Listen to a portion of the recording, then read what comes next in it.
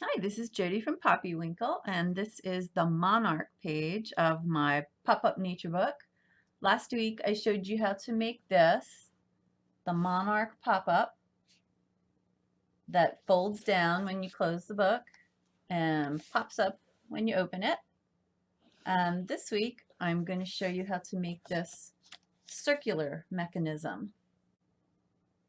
This is super simple to do and really effective for this purpose because it's a true circle of life. You know, it's the monarch starts with the egg, then it becomes the caterpillar. The caterpillar forms the pupa or the chrysalis. Then the chrysalis opens up and the butterfly emerges, and then the butterfly lays the egg. So it's a continual circle of life. So I really like that, using this for that reason. So here's how we do it.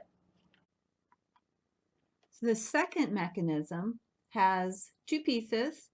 This I did on 2 layers of cardstock. So this is extra firm double cardstock glued together.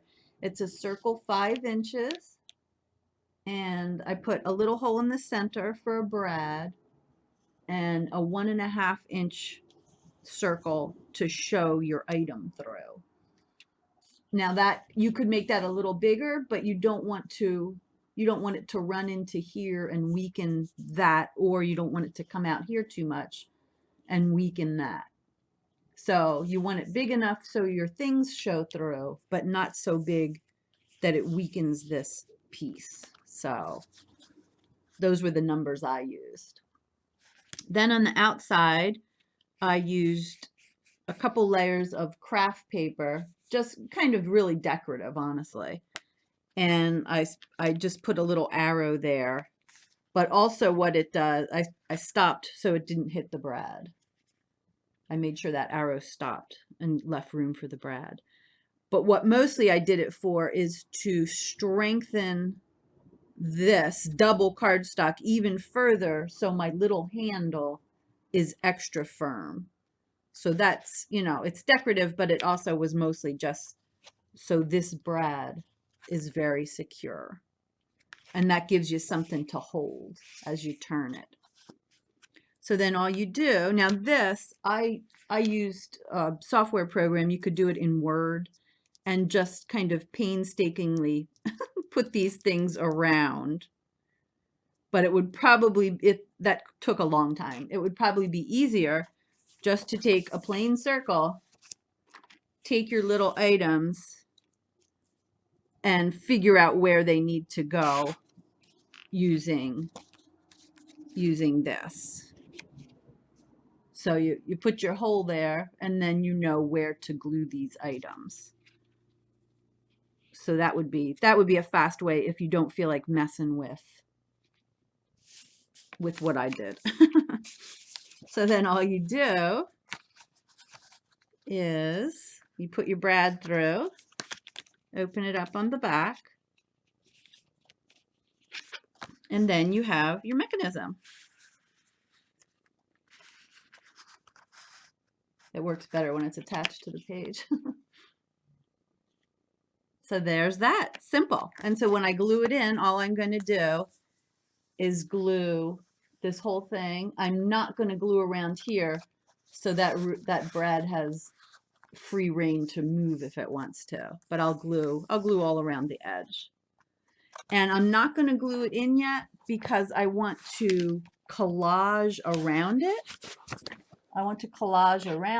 So I'm going to just mark a spot here where I want it to go, probably on this side. I'm going to mark a spot where I want it to go and then collage around the rest of it. So then when I glue it in, it has collage all over it.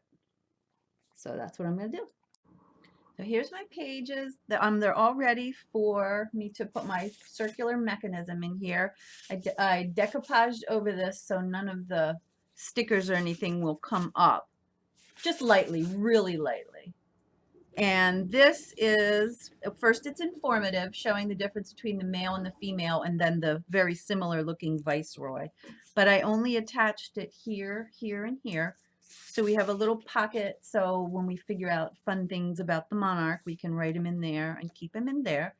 And I'm just going to glue around the edges of my mechanism, leaving that brad free in the center, and put it in place on top of the collage.